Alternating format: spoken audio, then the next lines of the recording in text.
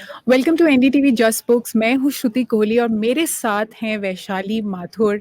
Vaishali Penguin Random House की Indian languages division की सरताज हैं। वैशाली, आज कितनी हिंदी मैन्युस्क्रिप्ट्स पढ़ी आपने? मुझे नहीं लगता कि मुझे ये बोलना भी चाहिए, क्योंकि बोलने से भी एंजाइटी हो जाती है इन बातों में। तो it's best to this publishing world is a very dynamic and vibrant world now.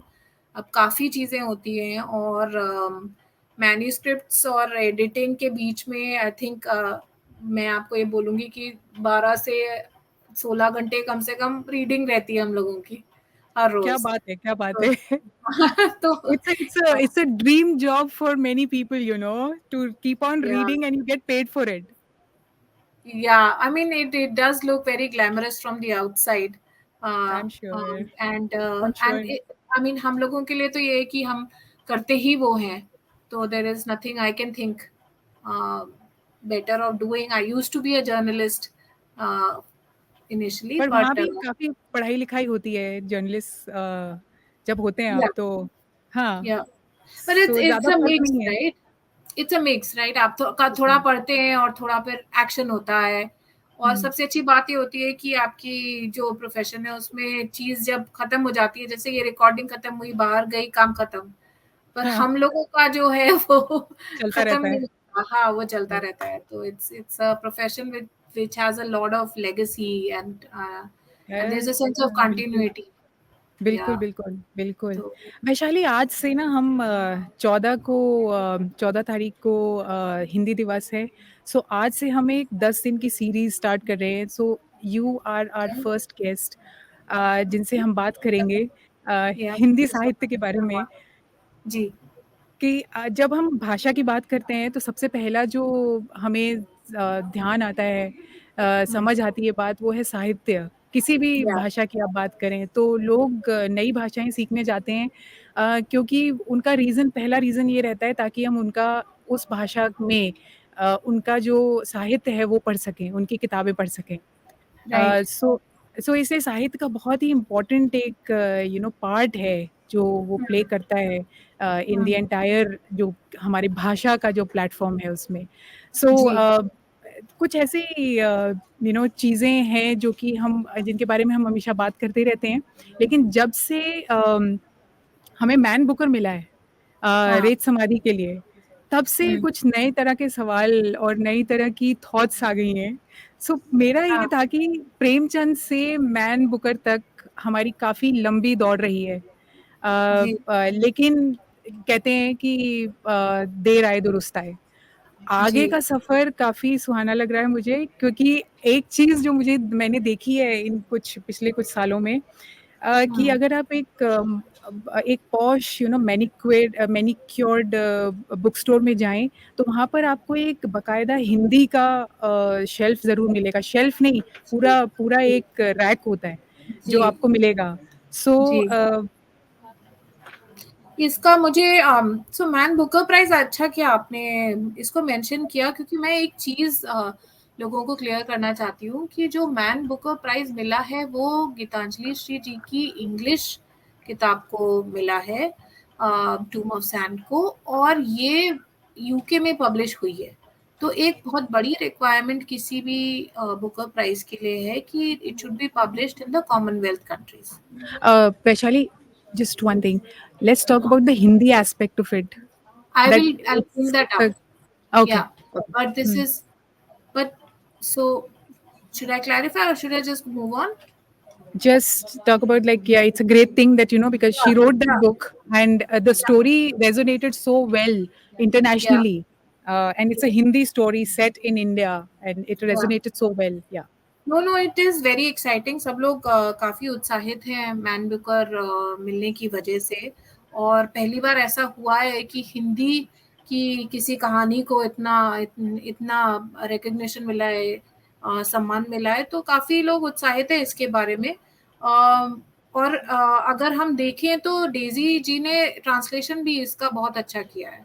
तो एक सबसे बड़ी बात होती है कि 2 लैंग्वेजेज़ में जो एक शिफ्ट होता है, वो ट्रांसलेटर कैसे हैंडल करता है। आई थिंक उस जी। पे भी काफ़ी कुछ निर्भर करता है, पर हिंदी जगत के लिए है, बहुत अच्छी बात है और अब उसकी वजह से मार्केट में लोग काफ़ी हिंदी में लिखने लग गए हैं। पहले सब हुँ, लोगों को लगता था कि अंग्रेज़ी में लिखेंगे तभी हमें पहचान मिलेगी। बट बिल्कुल। अब हमारे पास ख़ासकर क्योंकि हम एक ग्लोबल पब्लिशिंग हाउस है, पहले लोग हमें देखते थे कि हाँ, ठीक है, ये तो इंग्लिश ही पब्लिश करेंगे, पर अब लोग काफ़ी उत्साहित हो जाते हैं कि हाँ, ठीक है, हमारे पास एक प्रोफ़ेशनल पब्लिशर भी है उस तरह से as an option. I translation की आपने बात की, सो इसमें ग्लोबलाइज़ेशन का बहुत बड़ा हाथ है। जी, जी, ग्लोबलाइज़ेशन ने हमारे जीवन के हर उसमें प्रभावित किया हुआ है। जी, भाषाओं पर भी ग्लोबलाइज़ेशन का गहरा असर हमें दिखाई देता है और हिंदी राइट, साहित्य में भी अगर देखें तो जैसे सब्जेक्ट्स हैं, किस टॉपिक पे हम लिख रहे हैं और रीडर्स की पसंद अगर देखें तो भी हुँ, ग्लोबलाइज़ेशन का असर हमें दिखता है। जी, जी, काफ़ी है। है। हाँ जी। नहीं, आपने सही कहा कि और इसका सबसे बड़ा हमारे लिए एक्चुअली फ़ायदा ये हुआ है कि लोग ग्लोबल लिटरेचर पढ़ना चाहते हैं। तो दोनों तरह से हमारा लिटरेचर भी वहाँ पहुँचे, हिंदी में जो हमारा साहित्य है उसकी तरफ हम लोग अब काफ़ी काम कर रहे हैं और वहाँ का लिटरेचर भी हम लोग अब हिंदी में ट्रांसलेट करके इंडिया में ला रहे हैं।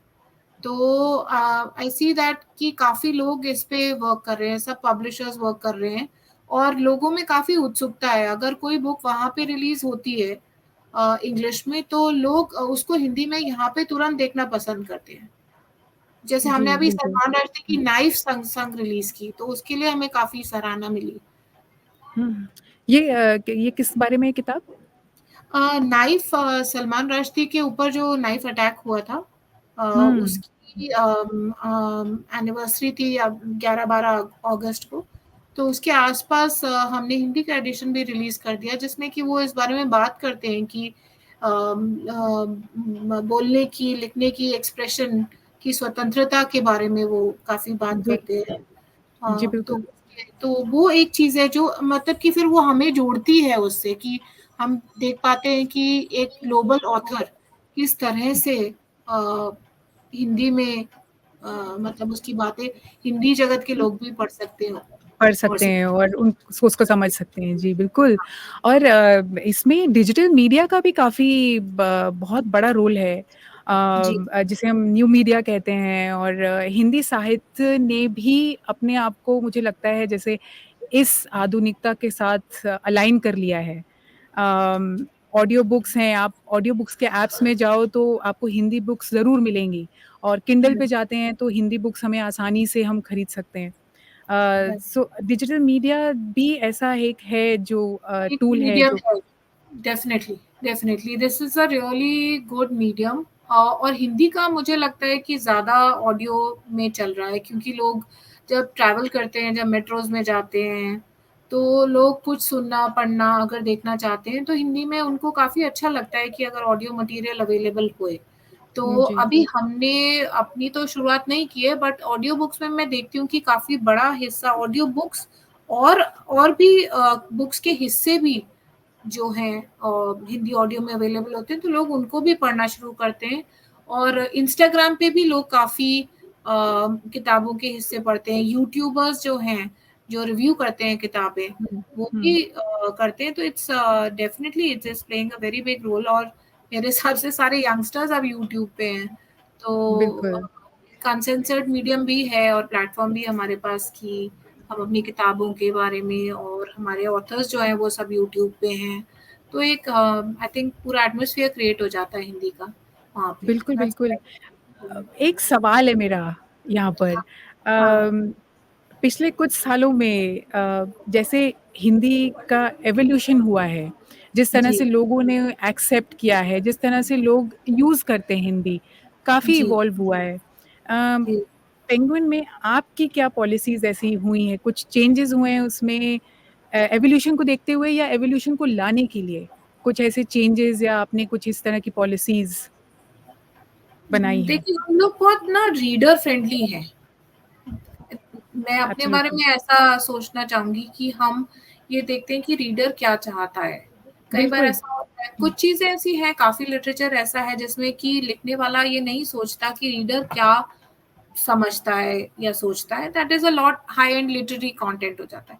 बट उसके अलावा जो हम किताबें करते हैं उसमें काफ़ी सेल्फ हेल्प, काफ़ी सेल्फ इम्प्रूवमेंट, सॉफ्ट बिजनेस, इस टाइप की किताबें हम करने लगे हैं उन लोगों के लिए जो जो ऑफिस जाते हैं और they want a quick read. Mostly non fiction में। नॉन फिक्शन ही ज़्यादा पढ़ते हैं लोग। फिक्शन में लोग हिंदी वाले सब हाई एंड लिटरेरी पढ़ते हैं या जी। एकदम कमर्शियल पढ़ते हैं। तो हमारी ये है कि हम ये देखें, हमारे पास जब भी कोई मैन्युस्क्रिप्ट या कुछ आता है तो हमारी पॉलिसी यही रहती है टू सी कि इसका रीडर बेस क्या है, लोग क्या पढ़ते हैं, लोग क्या पढ़ना हुँ। चाहेंगे, क्या हम इसको वैसे पैकेज कर सकते हैं कि लोगों को अच्छा लगे और लोगों के काम आए।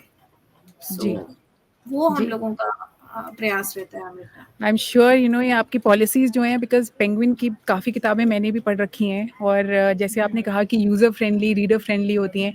ऑफ़ कोर्स जी, जो लैंग्वेज होती है वो काफ़ी रीडर फ्रेंडली होती है। सो जी, ईज़िली आप पढ़ सकते हैं, चाहे किसी भी टॉपिक पर लिखी हो किताब। जी, सो जी। Vaishali, thank you so much. आपने अपने कीमती समय में से इतना टाइम निकाला हमारे लिए और थैंक यू सो मच। अ, हम ये कॉन्वर्सेशन जारी रखेंगे, बिकॉज़ जी, ये कॉन्वर्सेशन रुकनी नहीं चाहिए जी, हिंदी पर। जी, नहीं, सो बिल्कुल, बिल्कुल नहीं, आप करते रहें तो बहुत अच्छा लगेगा, हिंदी को बढ़ावा दें। और बिल्कुल। मैं आपको ये बताना चाहती थी कि अगर मैं आपकी पहली गेस्ट हूँ, तो ये मेरा प पहला पॉडकास्ट है। Oh, that's a lot of firsts, nice. Yeah, ये या, तो बहुत अच्छी बात है। अ, जी, ठीक है वैशाली, हम दोबारा करेंगे आपके साथ और करेंगे इस टॉपिक को, हम इस कॉन्वर्सेशन को आगे लेके जाएँगे। Thank you so much. Thank you, Shruti for having me.